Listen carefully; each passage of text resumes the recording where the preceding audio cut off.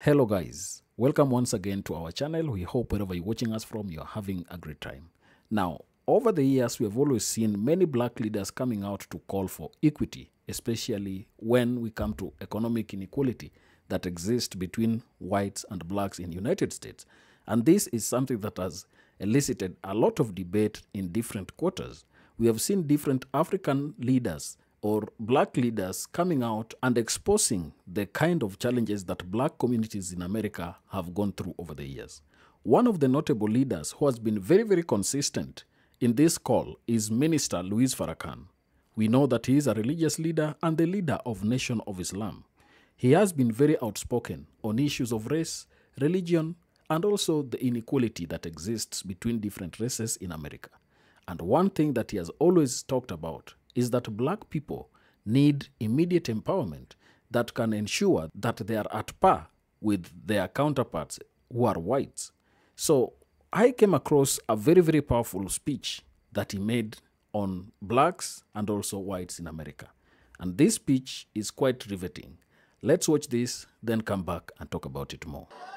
Has anybody ever come back from the grave to tell you how sweet it is on the other side? The Bible tells me that the grave cannot praise God. So don't look to die to bring in God's world. Look to live to bring in his world. But you got to have the right knowledge, the right wisdom, the right understanding, the right power to bring in a world, because this world don't go out gracefully.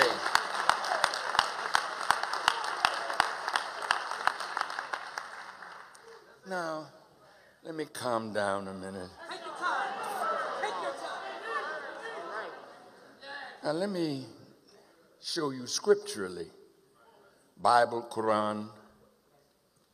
You say, well, what about my textbook? I'll get to all your textbooks in a minute. Because that's lightweight stuff. Written by lightweight people. I'm not saying there's not wisdom in it, but quoting lightweights makes you act lightweight. But if you quote God, there's no heavier wisdom than the wisdom of God. So if God becomes the root out of which you spring, then you can look at the professor or the writer with a critical thinking. That's what made Malcolm greater as an 8th grade student than all the college professors that he debated, and he never lost a debate. Yeah, he came here to Howard. This was the first school, black school, that allowed Malcolm X on its campus. He had to go to Harvard first and whoop what was at Harvard.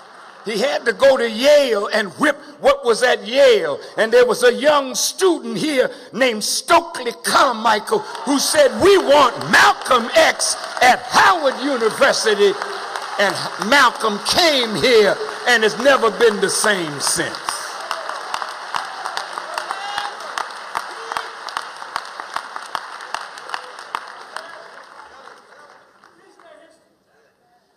Oh, man. Well, now let me switch gears for a moment. Who are you?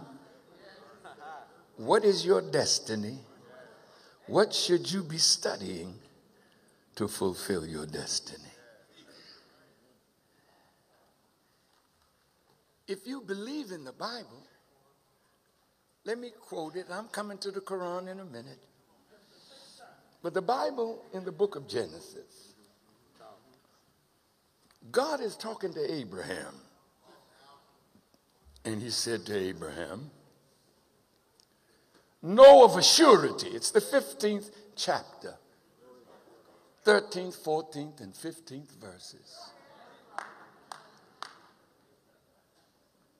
And God said to Abram, know of a surety your seed will be a stranger in a land that is not theirs. And they shall serve them, and they shall afflict them 400 years. And the book says, after that time, God talking, I will come. I like that. Yes, sir. What you gonna do when you come? I'm gonna judge that nation which they shall serve, and afterwards shall they come out. Not go in, not integrate in, but come out with great substance and go to their fathers in peace and be buried in a good old age. Now, Jewish people tell you that they fulfilled that. Well, I can only go by history. I remember when the peace accord was struck with Menachem Begin and Anwar Sadat, and Begin said to Sadat, you know, when our people were enslaved in Egypt, you know how we built the pyramids, and Sadat looked at him and said, we have no record of that. Because if you did it once, why can't you do it again? You don't have the mathematics and the science that the ancient aboriginal black people have. You are direct descendant of God himself and the original people of the earth.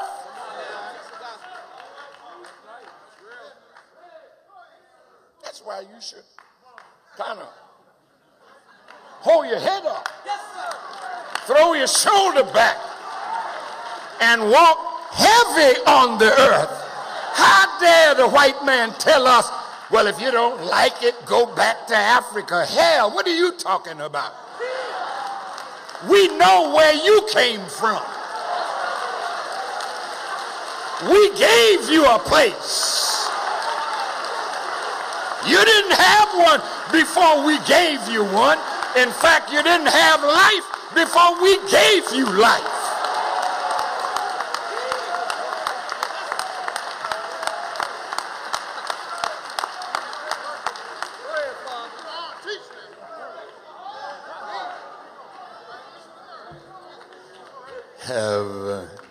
Have you studied biology? Have you gotten to genetics yet? Have you read somewhere that light skin is recessive and dark skin is dominant? Have you read that light eyes are recessive and dark eyes are dominant? And you can get the recessive from the dominant, but you cannot get the dominant from the recessive. What does that tell you?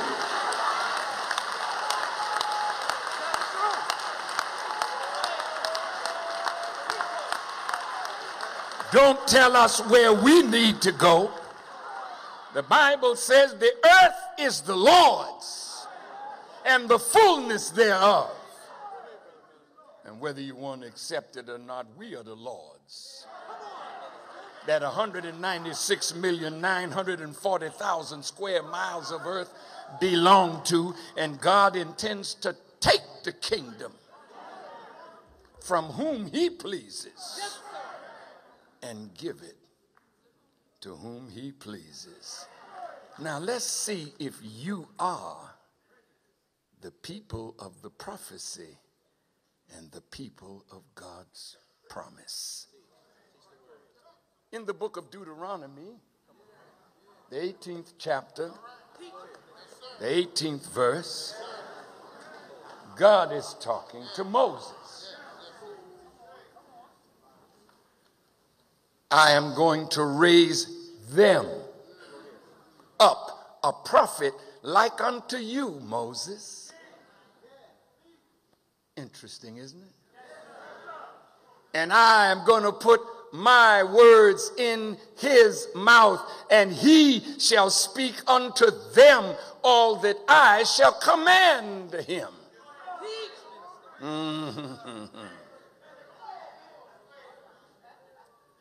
Who is this them he's talking about? No, you can't have a people like Moses, or a man like Moses, unless you have a people like the children of Israel. And you can't have a people like the children of Israel unless you have somebody like a Pharaoh that would put oppression on that people for a period of 400 years or more. I remember when I was in high school, I was in my geometry class, and one of the theorems that I had to learn was if side angle side of triangle A is equal to side angle side of triangle B, then these two triangles are said to be congruent. Have you heard something like that? Well, if you, the victims of the transatlantic slave trade, were brought into America on a ship named Jesus, as the Honorable Elijah Muhammad taught us, in the year 1555.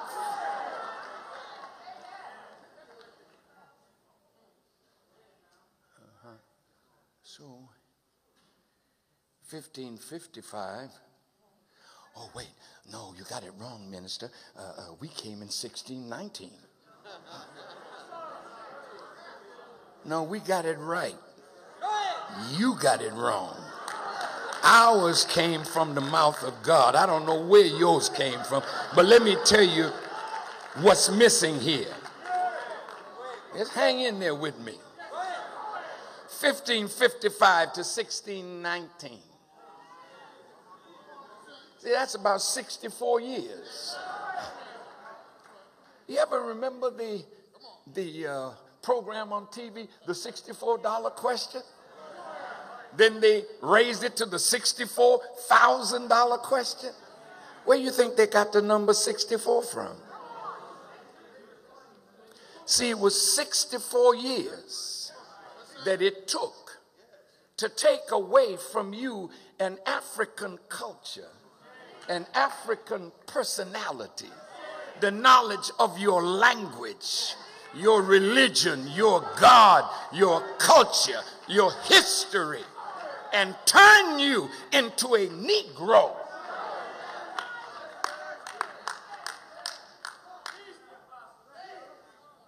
Having eyes, but you really can't see. Having ears that is difficult to hear. Having a tongue. Unfortunately, you really can't speak until knowledge comes to you into your ears that will allow your tongue to move in a different way. That's why you and I and we are in need of a Jesus today. See, you've been tricked so bad. Now let me show you the trick with the help of God. The Honorable Elijah Muhammad taught us 75% of what you read in the New Testament is about a future Jesus, a prophetic man. 25% is the historical Jesus. The historical Jesus, as the Quran teaches, was a sign. The Quran says Jesus and his mother Mary were a sign. A sign is that which points to or towards something greater than itself. If Jesus 2,000 years ago were in fact the Messiah, he wouldn't be, as Paul saw him, a man born out of due season. See, Jesus don't come early. Jesus comes on time. And you should look for Jesus at the end of the present world. Because Thessalonians tell you God's coming is after the workings of Satan, whom he will consume with the spirit of his mouth on the brightness of his coming. I have to challenge you now to be real theologians, because the white man didn't make black people real theologians. He made you so-called theologians that could never catch up to his lies and his tricks, because a man who will never treat you right will never teach you right.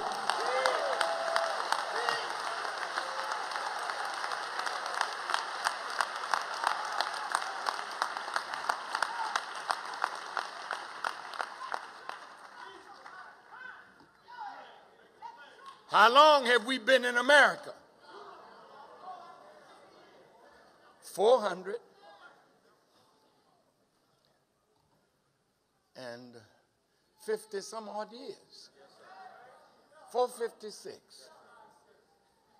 Tell me, have any one of these years been good years for you? Have you been afflicted? In this land, which was a strange land. Your fathers, your ancestors, when they came, they wanted that ship Jesus to take them back home to their people. There's a scripture that says, you know how they asked the slaves, dance for me. Are you the dancer today? Sing me one of those songs of Zion. Make me laugh. This is the role that you play. This is how they make you. When they see you getting smart, they give you a program on Fox TV and give you a writer that will write foolishness for you to say.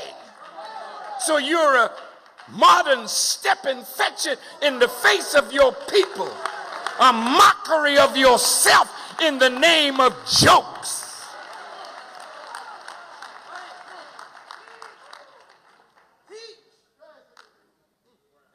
This is not the type of leader you're going to be. I'll get to that in a little bit.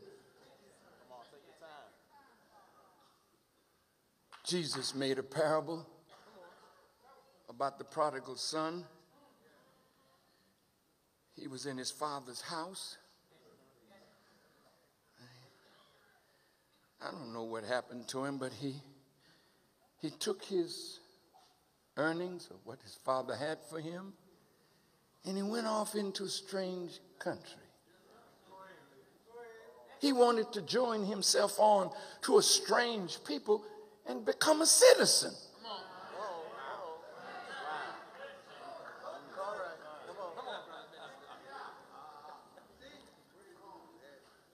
And he fell down in that land. And he ended up husking corn and feeding swine. See, this is how I got in trouble with Brianna. Let me tell you something.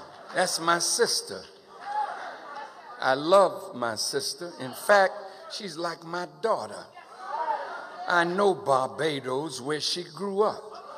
And I know the Barbadian people. My parents are from the Caribbean. What I'm saying, the enemy will always twist my words to create an enemy for me among the ignorant of my people. But I want to tell you what I said and why I said it. Because you today are feeding swine.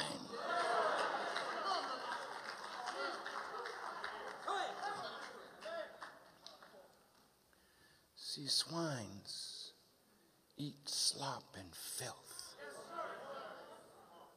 When you fall down in the strange land and you adopt the way of the stranger, then it starts coming out of your mouth. You can see it in your dress. You can see it in the way you live your life. You live a life of filth. Talk back to me. See, I'm your brother and your spiritual father. Wait a minute. And I love you. And because I love you, I will give my life for you, and I'm doing that every day that I live.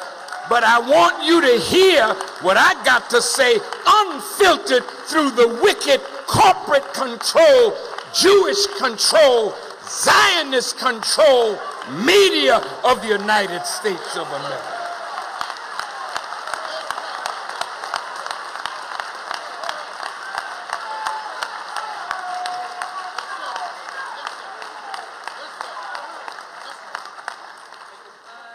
Now, when you can make a poem that calls your women out of their names, when you can make a rap and glorify a low-down lifestyle, and you say, I'm keeping it real, you got that right. You real low down. You real funky, you real filthy, and what comes out of our mouths is a witness bearer of the way we think. Are you listening? See, if you really love Jesus, look at the women that were around the Jesus that is pictured 2,000 years ago. They had their hair covered. They had on a garment that covered their bodies. Sisters, do you know how beautiful you are? Do you know why we keep procreating this human species? Because God made us attractive to you, and God sure knew what he was doing when he made you attractive to us. Now, what is it about you? What is it about you that makes procreation necessarily gonna happen? Don't care how many of us go the other way, you know. We're gonna procreate.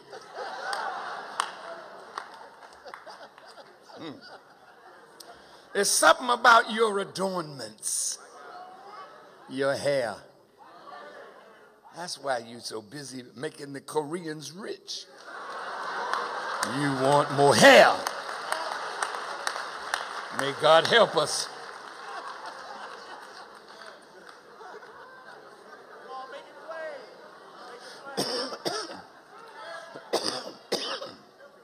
Your bosom. That's an adornment. Men got chests. Woman got breasts. And all of us came up on the breasts.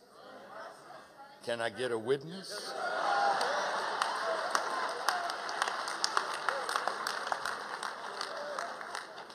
Now, women having babies, they're putting the baby on a formula, and the man is on the breast.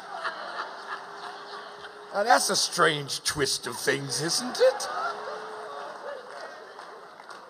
And any natural man loves the adornments. He can't help himself. May God help us, brothers. This beautiful form. I mean, white women are working on theirs. Because they used to have an ironing board backside. You know.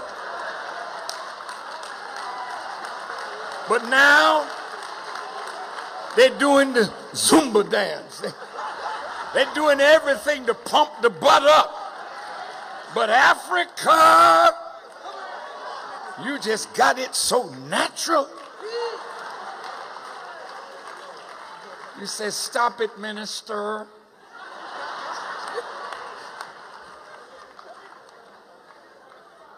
But you also know that that's a point of attraction.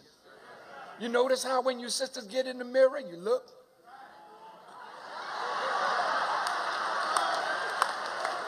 And you do that over the shoulder thing. How am I looking back there? This will sure get his attention. And you got these freaks designing your clothes.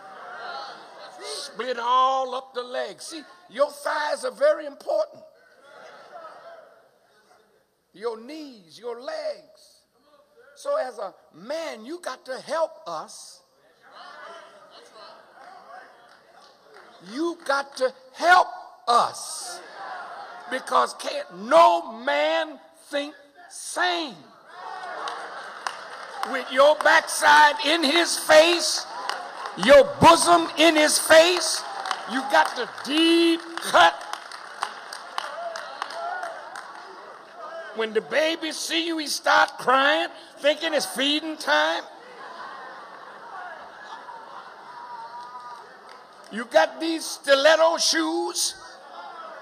You walk and make a hell of a lot of noise. You don't have no foundation on, so you just jumping up and down like a basketball. You think that doesn't attract a man's eyes?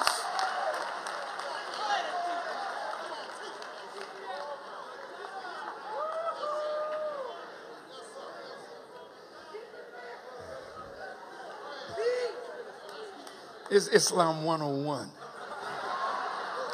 Look. Sisters, you want a man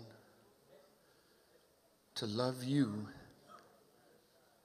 not for your adornments, but for how God made you as his balance, as his counterweight, as his help meet. Right? Okay, let me get back to my geometry. Now look, if you've been here 400 years, if your leaders are trying to integrate you into America, you know that's not Moses.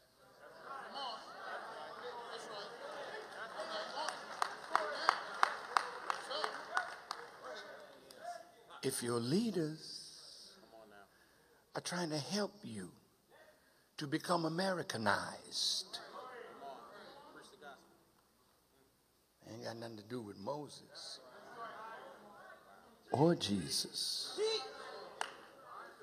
If your leaders are promising you that this is the paradise for you because you have 500 or so mayors, few governors, and even a black president. Come on. Tell the truth. See, all of this is made to sell you away from your destiny. Now, I'm proud of Brother Barack. I love my brother. But he chose the wrong time in history to be Pharaoh.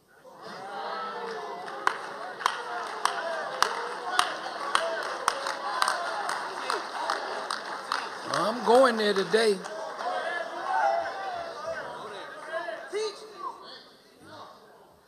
He was selected before he was elected.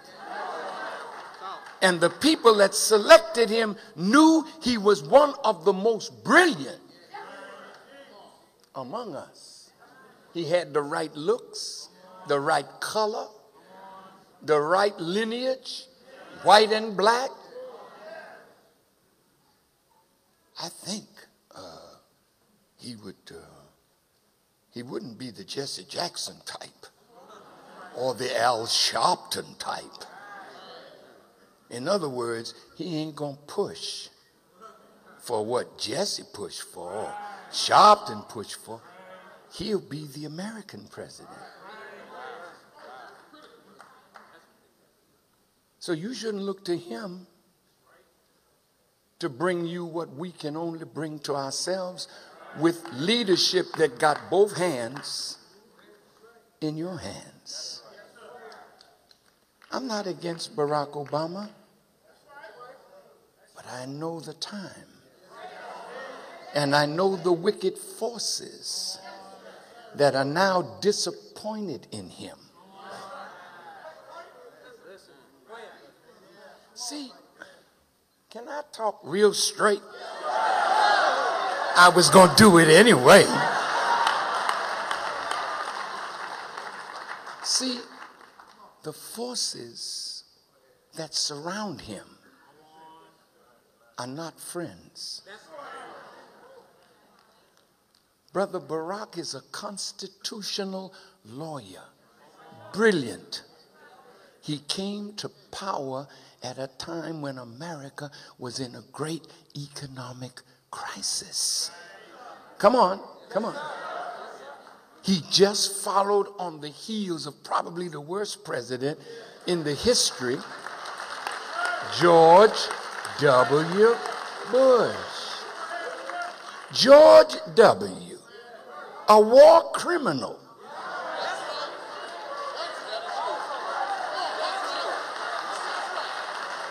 Now imagine them talking about Gaddafi killing his own people. Let me introduce you to a killer of his own people. How did you end up in Iraq? In Afghanistan?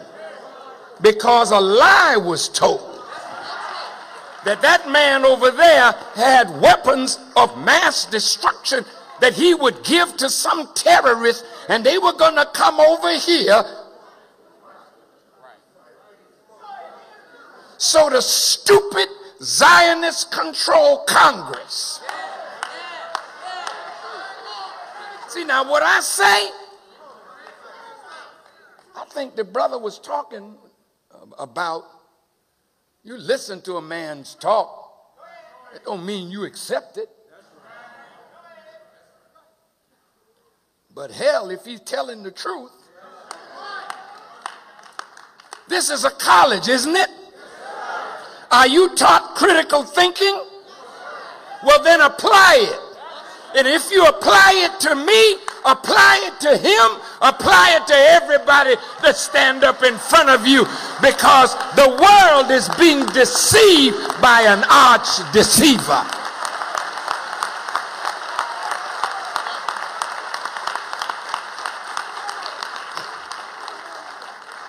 All right, I'm almost where I want to be. Are you tired? Oh, this man is a hater. Oh, don't be stupid.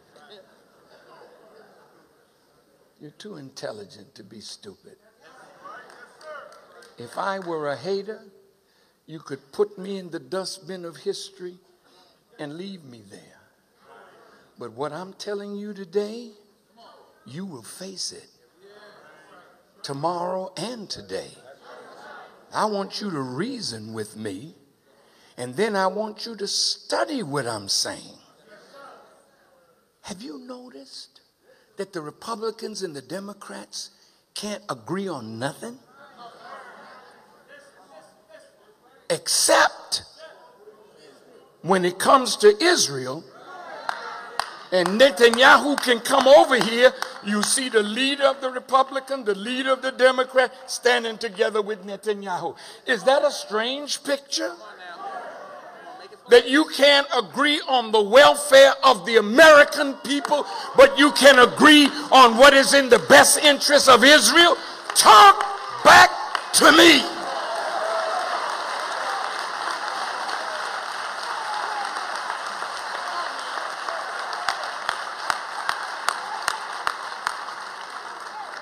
Now, I'd like to draw this to a close.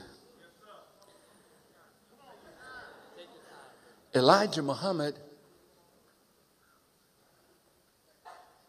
following on the heels of the Honorable Marcus Garvey. Marcus Garvey knew that our future was not here. Our future was in a land that would be our own.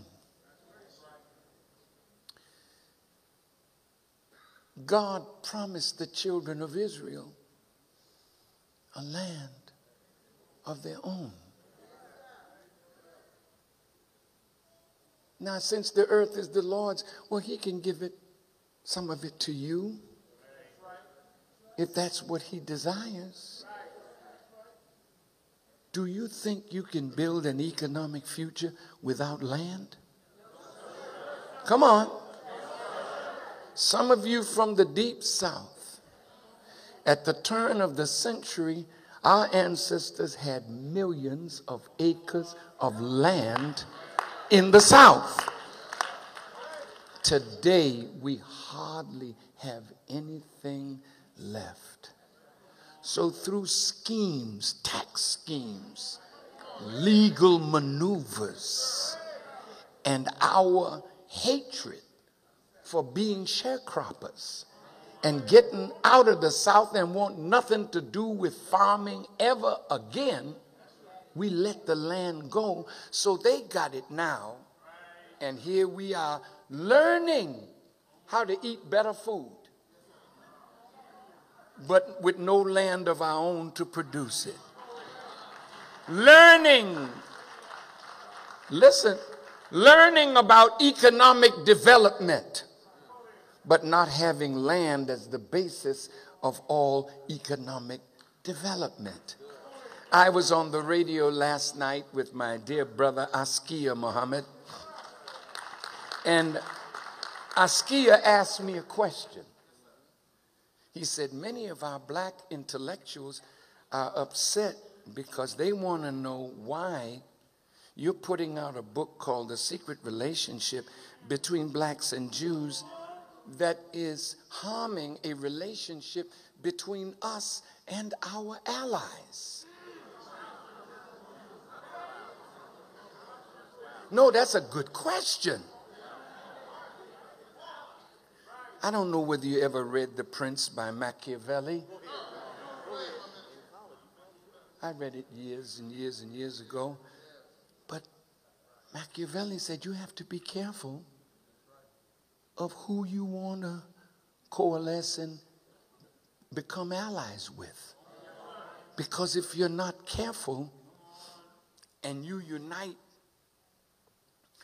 from a position of weakness, then the strength of that which you're allied with will take you over.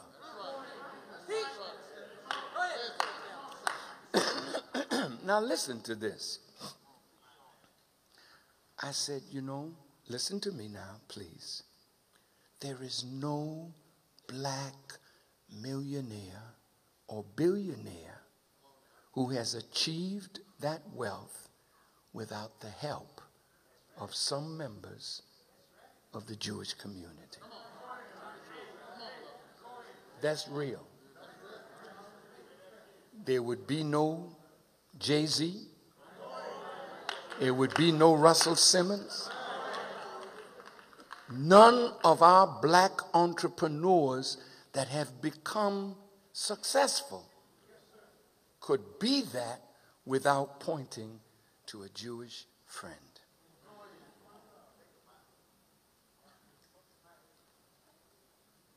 All of our talented people in the 40s and the 50s They had Jewish manager when they crossed over. They had Jewish agents, Jewish accountants, Jewish record companies. They died broke with nothing to pass on to their children but their accountants, their agents, the record executives could give their children the best education to keep on building their companies at your and my and our expense. Have you turned on your TV lately and saw the goodies but the oldies, or the oldies but the goodies of all your great performers? How did Time Warner get ownership of everything produced by black people? And when you want to look at what happened in the 70s and the 80s and the 90s, your favorite artists, you send your money to Time Warner. The black people that made those records, they may get a little bit, but the bulk of it goes to members of the Jewish community. They're strong. They're powerful. They're wise. The Honorable Elijah Muhammad said, study the white man. He is successful. They work together in a collective manner. You should do the same. Now let's wait now. Wait. Let's talk about our allies. Did you know that when the NAACP was created over 100 years ago, the founding fathers of it were mainly Jewish, with E.B. Du Bois, and Ralph Bunche, and a few others? Did you know that for at least 40 years or more, 50 years, maybe 60 or 70 years, there never was a black president? All the blacks that stood in front of you and me were executive secretaries. Roy Wilkins was the last, I think, great executive secretary. But after that, we had black presidents. See, as Jewish people realized you awakening, and it was really Malcolm X who pointed out that they were the author of the civil rights movement. They were the author of CORE and SNCC and SCLC. We black folk wanted to see our people free. We wasn't talking integration. We were talking liberty. But when their money got in, they started directing it. See? So we sat in, we crawled in, we waded in, we laid in, we prayed in, we died in, and finally a civil rights law was passed. I want to show you this enemy.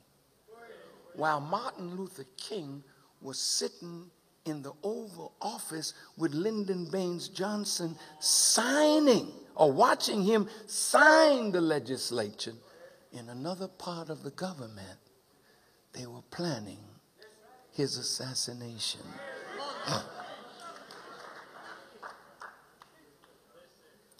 Martin Luther King was more than I have a dream. Martin Luther King was evolving into a great thinker and leader that we were robbed of. They hated him, but now they can give you thoroughfares. See, they kill your man, then call him, this is Martin Luther King Boulevard. That's very nice. But you would be better with the white man's name on it if you had Martin Luther King's brilliant evolutionary thinking. Now watch this. Watch now. Watch. Make it plain.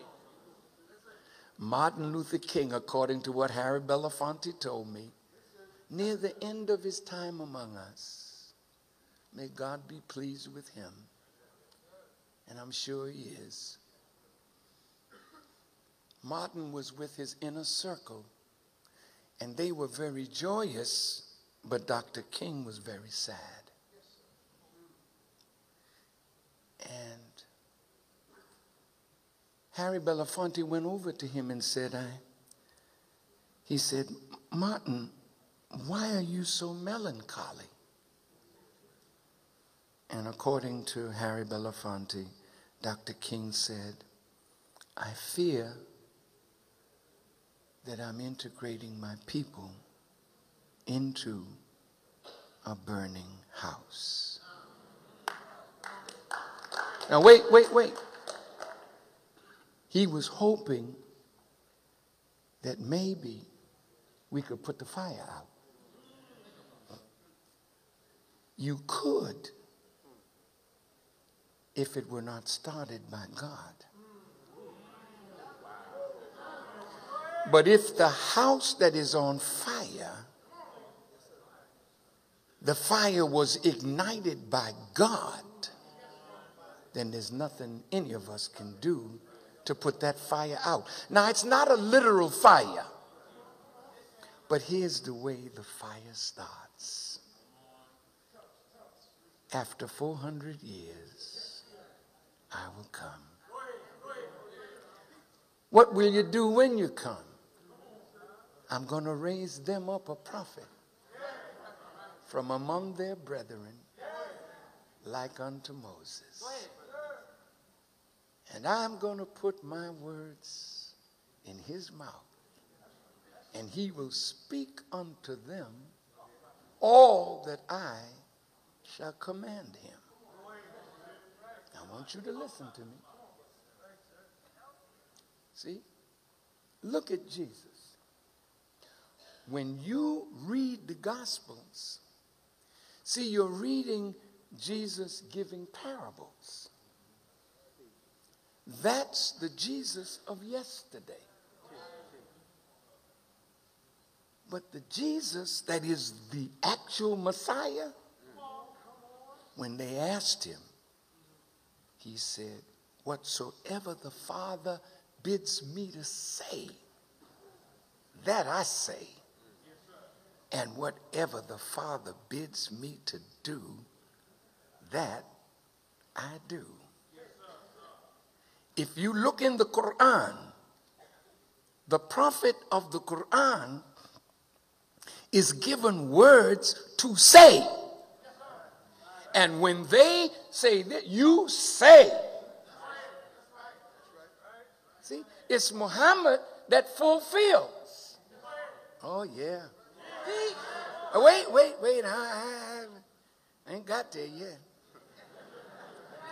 Muhammad of 1400 years ago was also a sign of the man like Moses.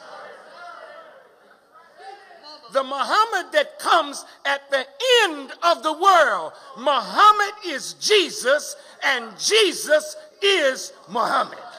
Now I'm going to prove it.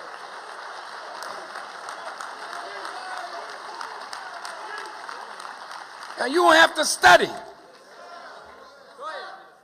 You're going to have to study. Jesus of 2,000 years ago was hated by the Jews of that day. Can I get a witness? Yeah. And your Jesus is hated by them too. Listen, just listen. Just listen. Moses had an impediment of speech, so he was coming before God in a state of weakness, asking God, well, I can't go before Pharaoh because I got a problem with speech. Could you give me my brother Aaron?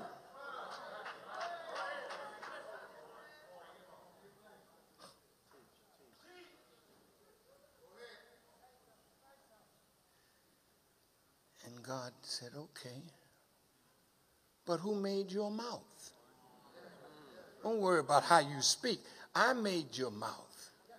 But I'm giving you Aaron, but I'm giving it to him to you for another purpose, not out of your weakness, thinking you need him, but out of my love for you and the people. I'm giving you a person that you will be to him as a God, and he will be to you as your prophet to the people. Now look, you either gonna fulfill it, or the Bible and the Quran don't mean nothing. It's not a book for yesterday. It's a book that's being fulfilled right in front of your face.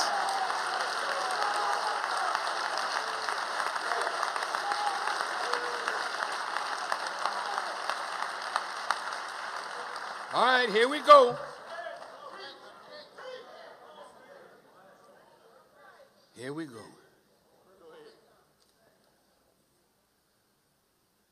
The Quran in the 20th surah says it a little different.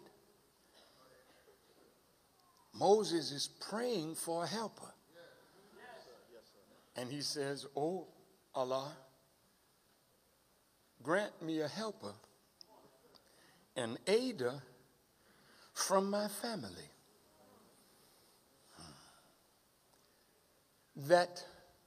and remove the knot from my tongue, that they may understand my words, and expand for me my breast." See? If you notice, Jesus in the beginning, it was a very narrow assignment. Go ye not in the way of the Samaritans, but go ye to the lost sheep of the house of Israel. This is why I'm in trouble today, because the house of Israel is what you're living in. It represents the entire white race, and you are their children, the children of Israel. Now let's prove it.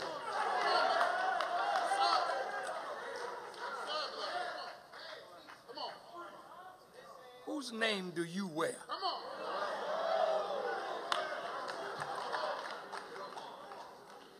Is it your father's name or white folks' name? Johnson, Jones, Smith, Brown, Green, Crow, Buzzard, Flea, Fly. See, the white man was named after the creatures of God. You are from God and should wear the names of God. But you got your slave master's name. Who made you a Christian? No. Let's look at it. For 300 years, the Bible was locked against black people.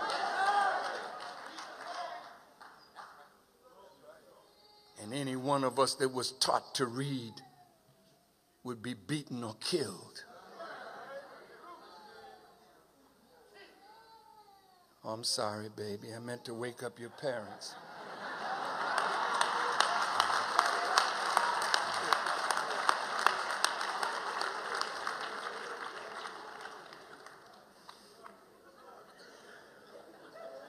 I'm almost where I want to go. Just be patient with me a few more minutes. Dear family, listen. We are like their children, and they treat us like that. You have to beg them for everything you want, like a child asking his parent. Massa, you got a job for me, Massa? Massa, will you let me in your neighborhood, Massa? Will you let me in your school, Massa? See, you're like little children, and they treat you like that. Well, wait a minute. The president ain't like no little child. Stop it. I'm going to show you what they think about you. Here's the president of the United States, he makes a statement about people losing their homes and whatnot, gambling. And then his plane stops in Las Vegas. And the little Jewish mayor wouldn't even come out to greet him. How you gonna greet a nigger president? Yes, I use the word because that's the way they think. You're nothing to them. Nothing to them.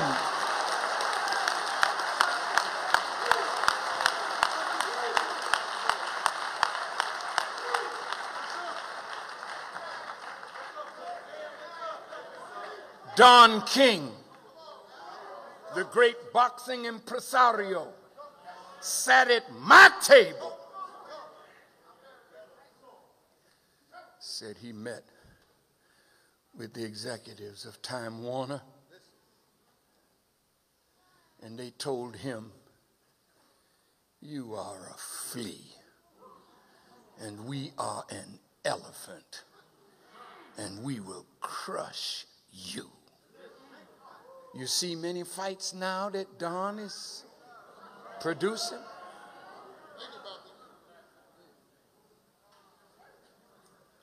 Look at your giants. Now I want to talk to you, man.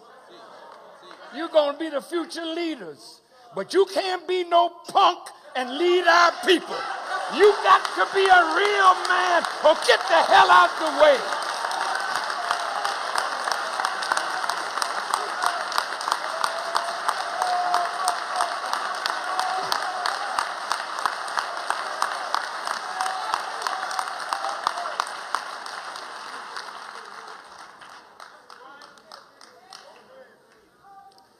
Go along to get along, Negro. Afraid to speak up. Afraid to stand up for people that are dying in the street because their leaders are liars and thieves and robbers. That's why Jesus said, all that came before me were thieves and robbers. Suck the life out of you and give you nothing in return. Yeah, I'm talking about it.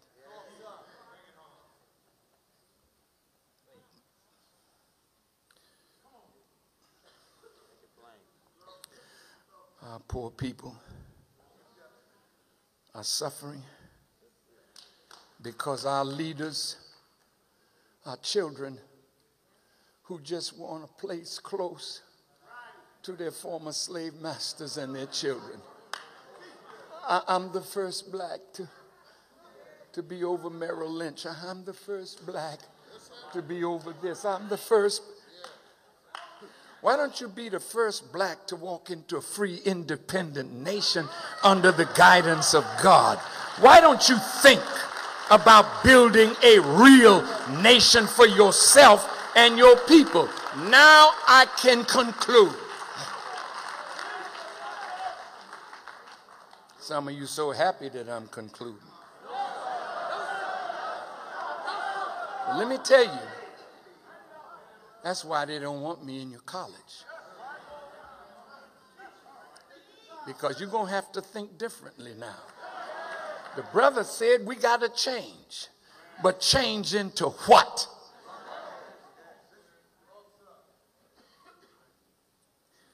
Look, Pharaoh was rich.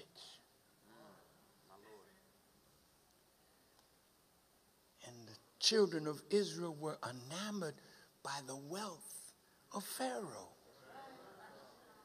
So Moses prayed that God would destroy the wealth of Pharaoh so that his people wouldn't look to Pharaoh but look to God, Moses, Aaron, and themselves.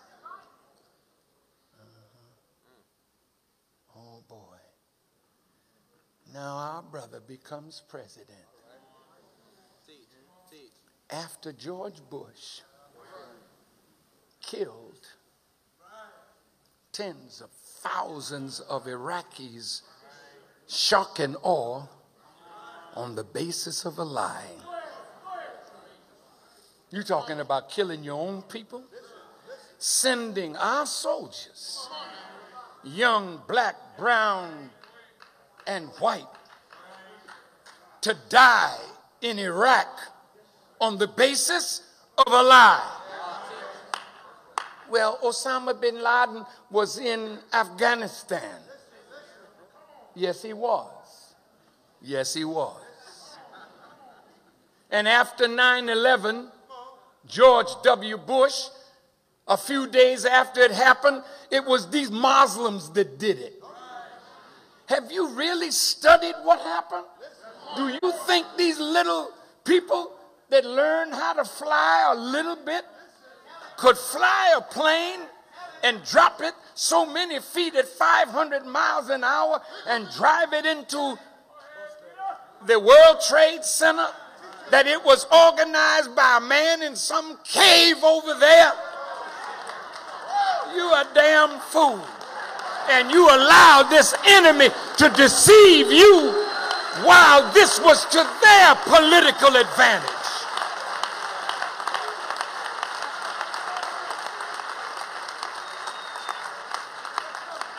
Well, I'm speaking like this because I may never get back.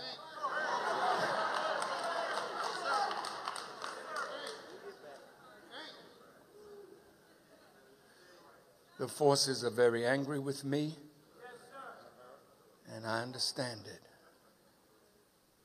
He brings around him all the Wall Street crowd from Goldman Sachs.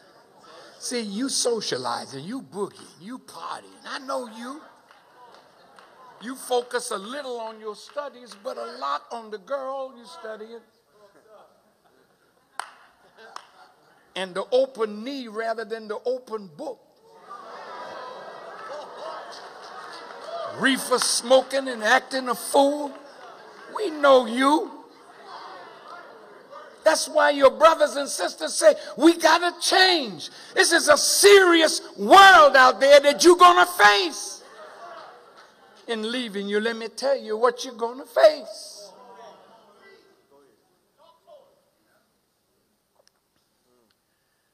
These Wall Street helpers of Obama asked him to take out a stimulus package.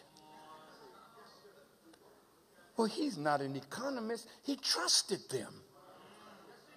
Nearly $1 trillion he borrows. Did you get anything?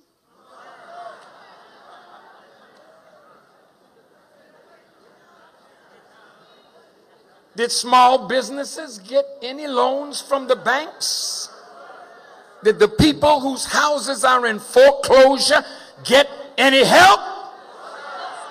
Did the infrastructure get rebuilt? Oh. What happened to George Bush's stimulus package of nearly $800 billion? You don't even know where that went. Nobody's saying nothing. Nobody asking. But all of a sudden, our brother is the guilty party for putting America in debt. See, if you don't study, you cannot defend him. If you don't study, you can't help him. America went into debt starting in 1913. She was only $1 billion in debt in 1913, and in less than 100 years, she's $56 trillion in debt. How did that happen? Did Brother Barack do that? In 1913, some bankers, Jewish and Gentile, met on Jekyll Island off the coast of Georgia. And they developed what would later become the Federal Reserve Act, which was passed in Congress December the 26th, 1913. And after that, a group of bankers began to control the monetary service of this nation. Oh, they're right around the corner, and where they print the money, and right next door is the Holocaust Museum. Some of you silly ones wonder why. You say, Farrakhan, why are you doing this? You're making it hard for all of us. No. No. If you don't know Satan, you can't get free from him. Did I say something? See, the book of Thessalonians puts it nice. That day shall not come except there be a falling away first, and the man of sin be revealed. Not the spirit of sin. The man of sin. Sin is transgression of the law. And these, they're not really Jews. No. They've hijacked Judaism. Those that I'm talking about. This is the synagogue of Satan that you will read about in Revelation 2:9 and 3:9. Go ahead and study.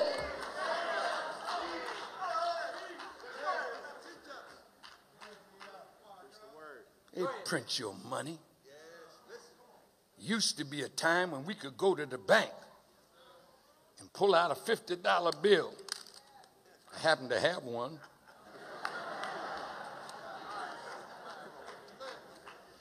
Mr. Grant's face is on it. But it says Federal Reserve note. But when I was a young boy, it used to be called a silver certificate. That you could take it to the bank, this is paper, and get in return real money. Silver. Take it to the bank now. See, you're being tricked every day. Bring your dollars or your old gold, and we will give you paper. Soon you'll be wiping your backside with paper because real money don't exist. America is broke.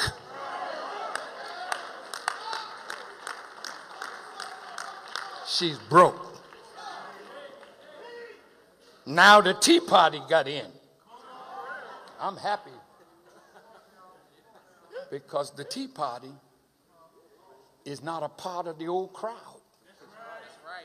The Tea Party is forcing these Republicans to be strict fiscal conservatives. Plus, they're not under the control of the Zionists. So once they get in and see, revolution is inside the house. Now, you will not have a job. Your latest figures are 15.5% unemployment. Yours is not going down. Yours is going up. So when you come out of here, if you think that your study of psychology will get you a job, they're even laying off engineers and architects. But you have to be engineers, architects, scientists, because you are being called upon to build with Christ a new world. And you are the stone that the builders have rejected. That is now God calling you to become the headstone of the corner. And the scripture said, this is the Lord's doing, and it is marvelous in our sight. Now, dear brothers and sisters, God so loved the world that he gave his only begotten Son, that whosoever believed in him would not perish, but have everlasting life. I wouldn't waste time trying to get you to hate people. Hate is silly, but it's useful.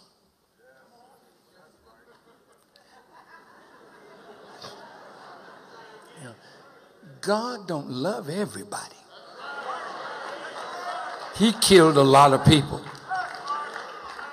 You agree?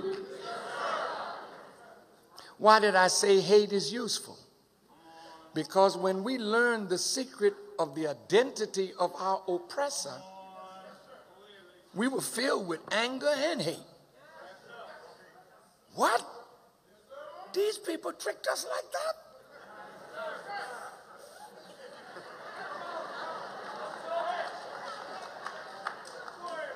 When the hate built up in us, Elijah Muhammad directed it. Look at that reefer you're smoking. Look at what he made you. Look at that alcohol. Look at you being a pimp. Look at you gambling. Look at you hustling. Look at the way you're acting. Hate got in. And overnight, we cast off heroin. I've seen this with my eyes. A brother come to the mosque, hear the teaching, and that night, he kicked heroin cold turkey. Look, you can do anything you want to do if you have a strong enough will to do it. We've got to kick the bad habits and get into the habit of learning.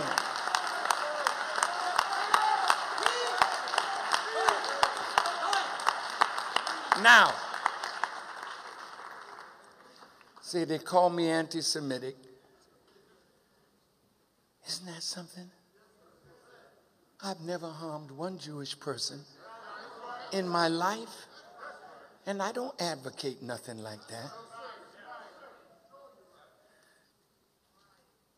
But I can tell you what anti-black is.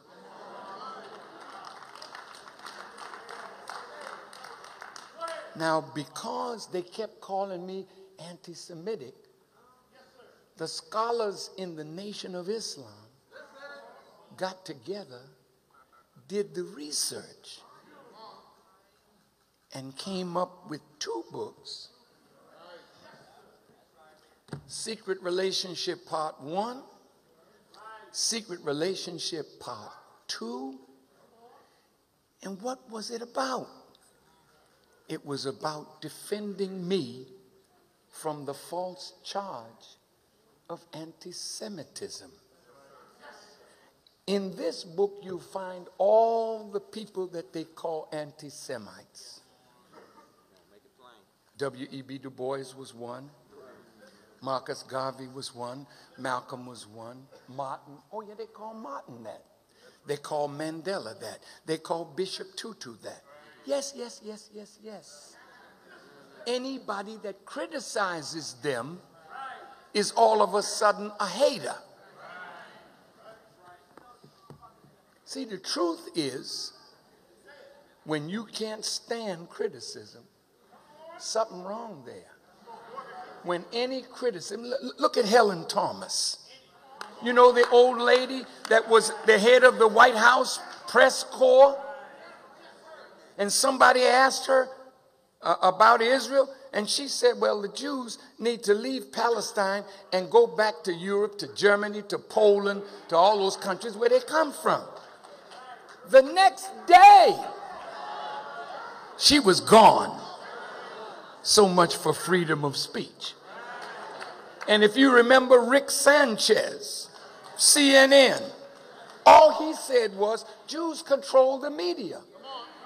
I mean, the poor man couldn't even get back to the station. He was through.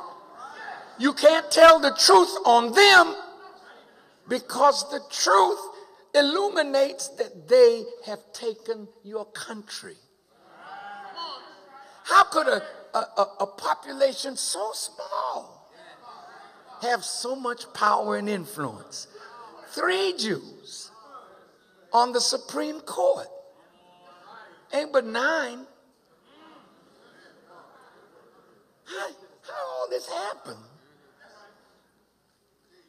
And here you are. Got your little positions. And if you're not careful, you lose them. You're fighting for tenure and all those kind of things. But if you talk too bold, tenure's out the window. So I'm making these books available only to the student leaders that are here for free.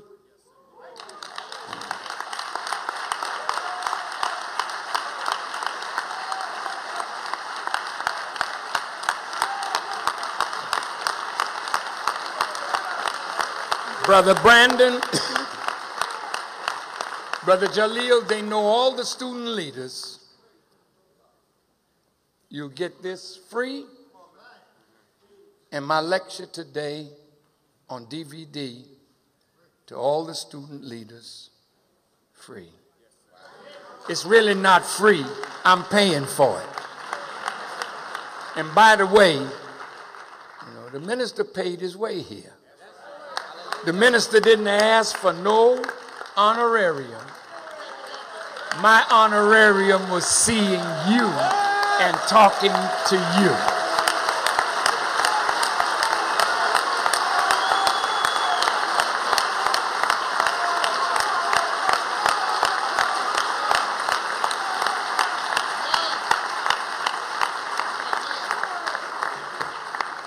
Can I please, before you go, please don't go. Wait till I finish. Please. Libya is big in the news today. And I just wanted to say how our poor brother is being set up. Tell the truth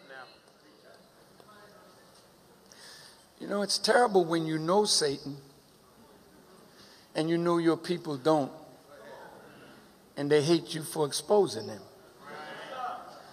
I'm exposing them at the cost of my life. But I don't care to live if you can't be free. Listen to me good. My life is for the truth. And I know it's only the truth that will set you free. Poor brother. Gaddafi has been a revolutionary. And you know what a revolutionary is? A person who will not submit to Western control of their country and sucking the resources of that country for Western interests. Now I want you to get my press conference, and I want you to look at your CIA. See, these are wicked people. I heard the rich man, Trump. Oh, he's a gangster. He's a gangster. I heard him say that if we get out of Iraq, the Iranians are going to come in and take the oil. So we should go in and take it. That's a gangster. I heard him talking about what they're going to do to China. He's talking to the cheap seats in the audience because he wants to get elected. But then he said, when Gaddafi came to America, all Gaddafi wanted to do is rent some land where he could put up his tent. And Donald Trump said, yeah, I took his money. And I never was intending for him to set up his tent. I took his money and I gave it to charity. See, that's a thief, a robber, and a liar. Now, that's the kind of people that's been leading you. Our brother, Barack, absolutely had a moral conscience when he went to Washington. He's really good. But he's swallowed up now by forces. And when the Jewish people met with him and told him that you must not criticize Israel in the public, if there's any criticism that you're going to make, you do it behind closed doors. And he told them, according to what I read, that George Bush gave you everything you wanted and you got nothing. He was trying to really get peace between the Israelis and the Palestinians. He was begging them not to put any more settlements on the West Bank. Listen to this. And made a secret deal. A secret deal.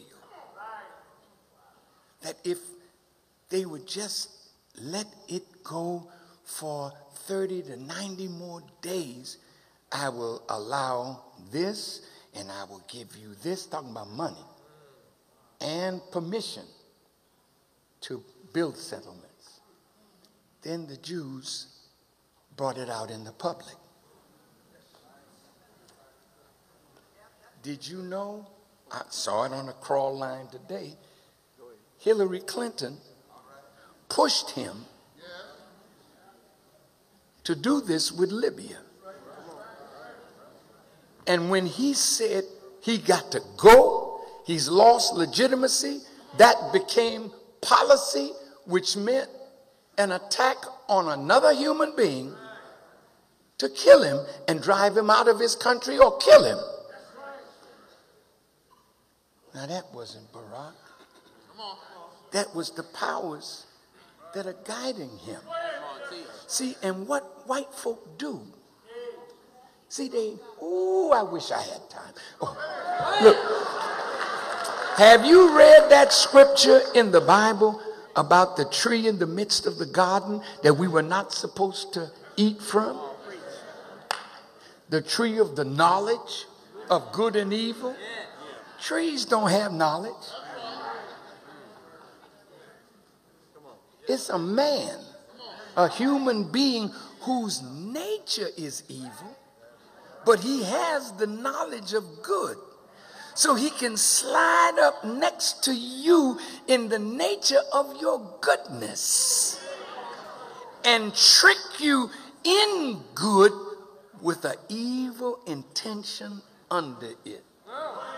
That's the master deceiver. And look at this. There's a humanitarian crisis over there. This man is going to kill 700,000 people in Benghazi. We've got to save them. See, the noble motive? But do they really want to save people, or do they want oil? You got to think, man. So our brother went all the way out, and the government is totally confused and divided. Gates, his Secretary of Defense, said, oh, he did this on the fly.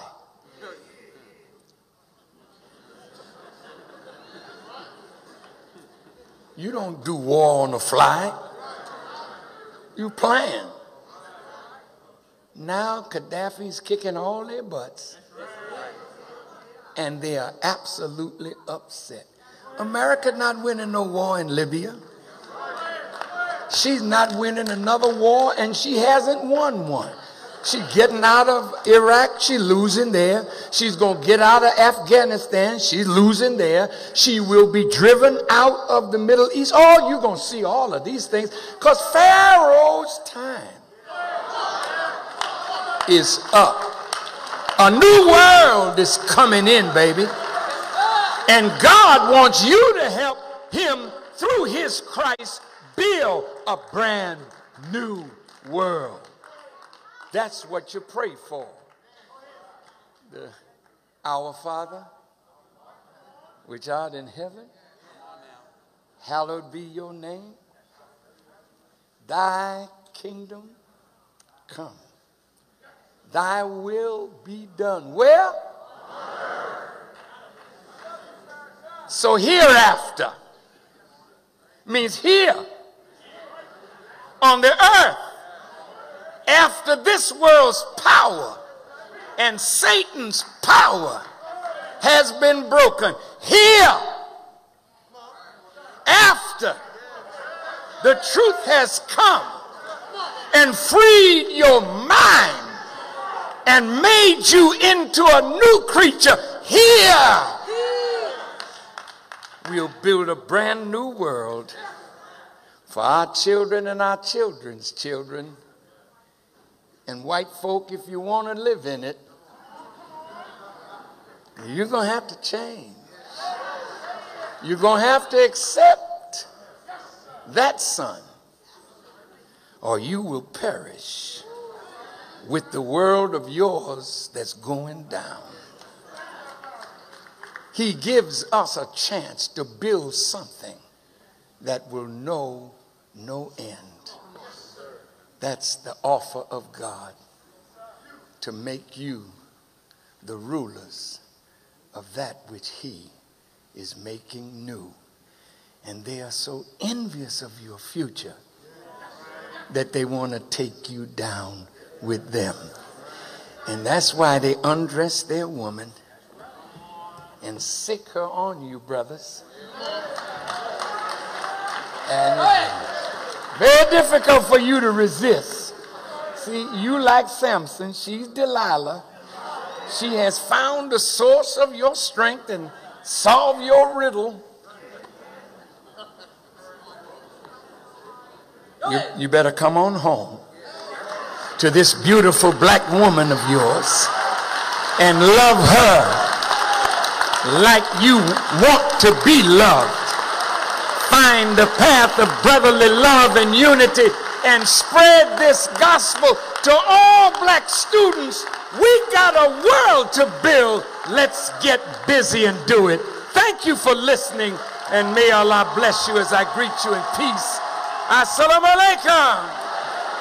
Now, what a speech. I think Mr. Louis Farrakhan has done some great justice to the audience there, because he has talked about the faith as it is and why blacks should not be afraid at all times, because over the years they have faced a lot of injustices, they have faced a lot of disenfranchisement, and this has led to them being wherever they are today.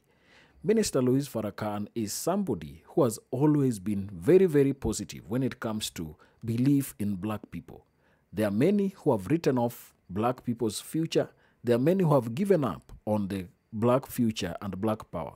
But Minister Louis Farrakhan, for many years that he has existed, leading the nation of Islam, he has always talked in support of the black person, regardless of the temptations that he's faced, regardless of the people who have always come to kind of try to trick him into leaving the agenda of black person.